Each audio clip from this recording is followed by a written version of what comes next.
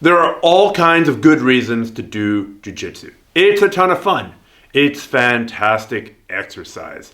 You can develop great friendships, and the camaraderie in a jiu-jitsu team and a jiu-jitsu class is amazing. You can challenge yourself with competition. You can learn to overcome other challenges in life. You can even use it as some sort of spiritual development tool. But at its core, at its very center, jiu-jitsu is a martial art. And a martial art means fighting, it means self-defense. It means knowing how to handle yourself if somebody's trying to punch your teeth down your throat.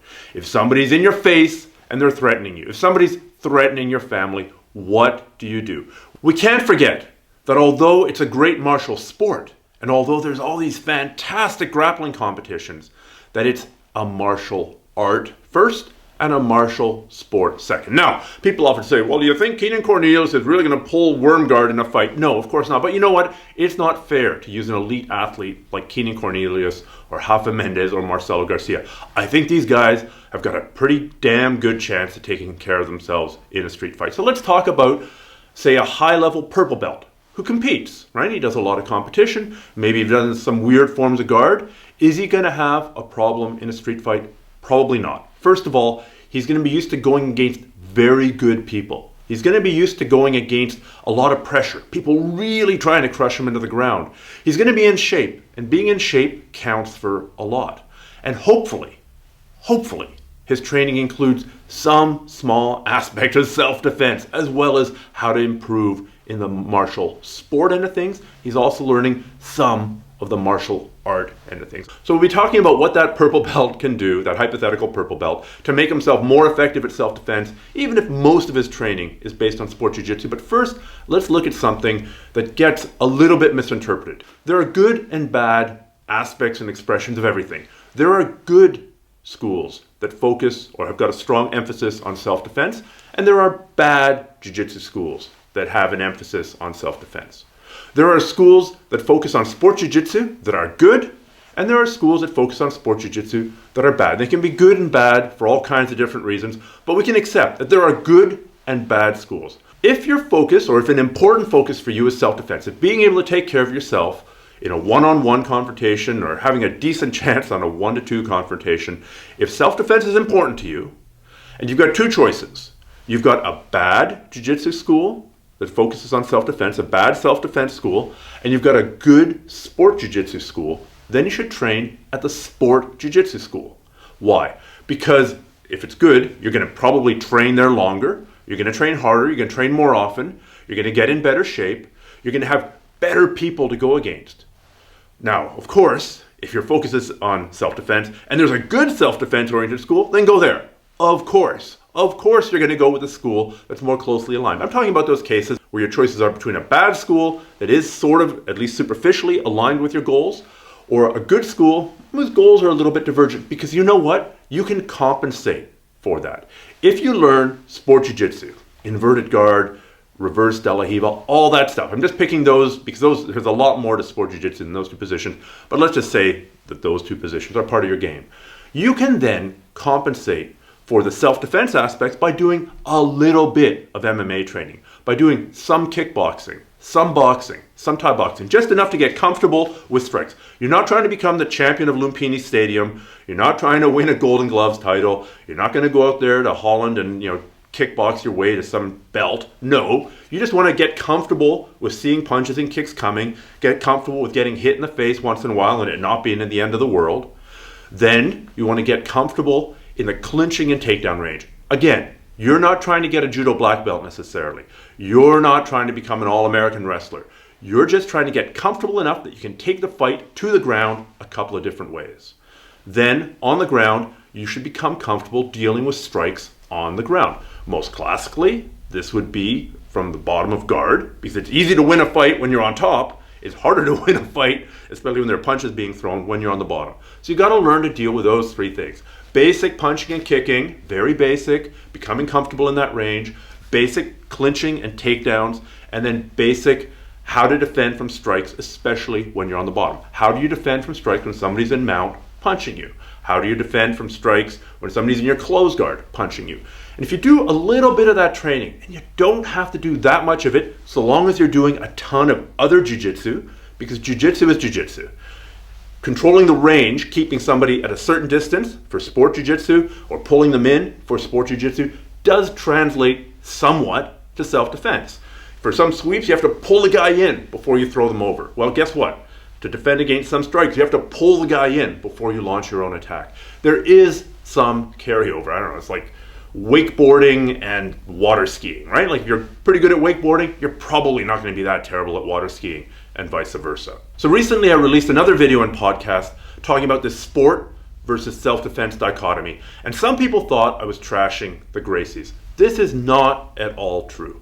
We got to keep in mind that without the Gracies, without Gracie in action, without the UFC, without many members of that family coming to North America, there would be no Jiu-Jitsu in North America.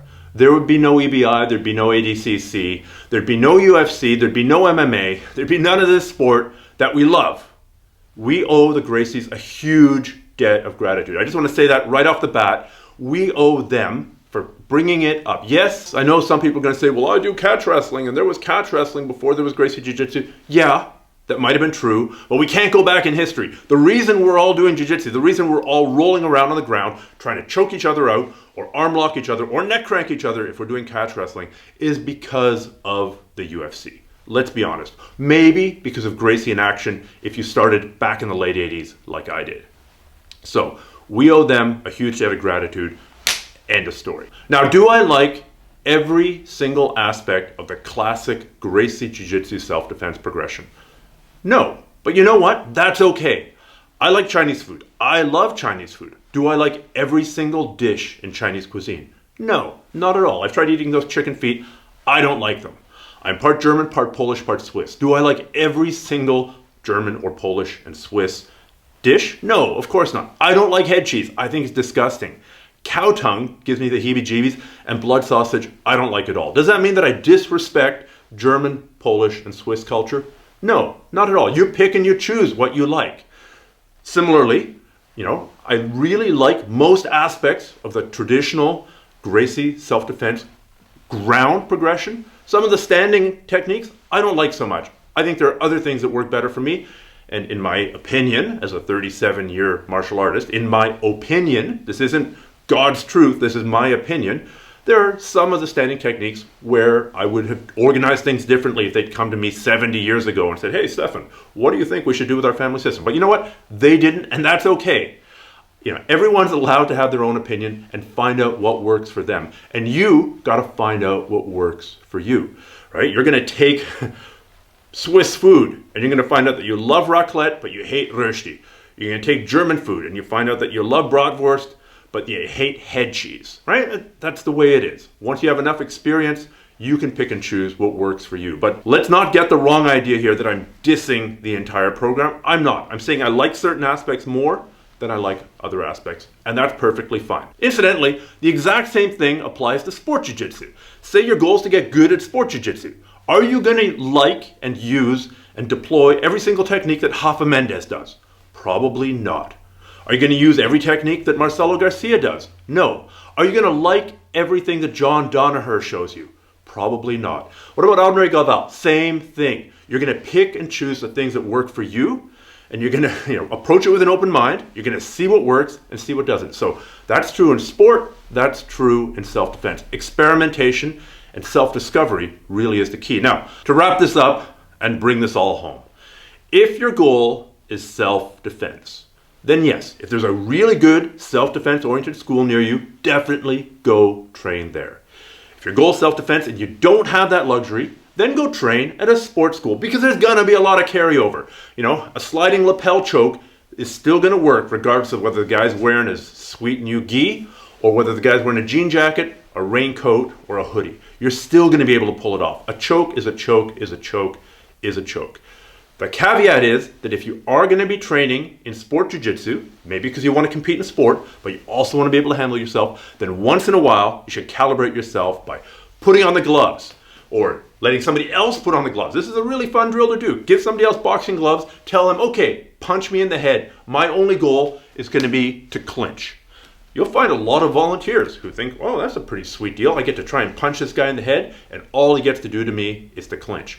That's a pretty good drill. It's an example of a drill, how you might take your sport base and then calibrate it to make it a little bit more self-defense effective. Similarly, on the ground, let the guy wear some bag gloves, make sure that he's not insane, put in a mouth guard, and let him punch you at 30, 40%.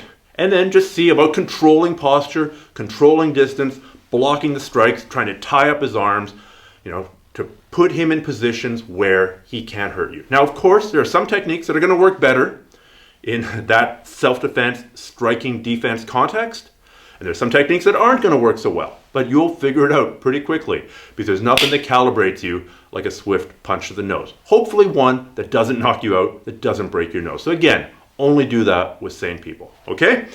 Key point here, sport jiu-jitsu and self-defense jiu-jitsu aren't as different as some people make out. There are a lot of transferable skills, and if your focus is on one, then it's your job to make up and fill in the training wherever it might be lacking. All right, take care, and I'll see you on the mats another day.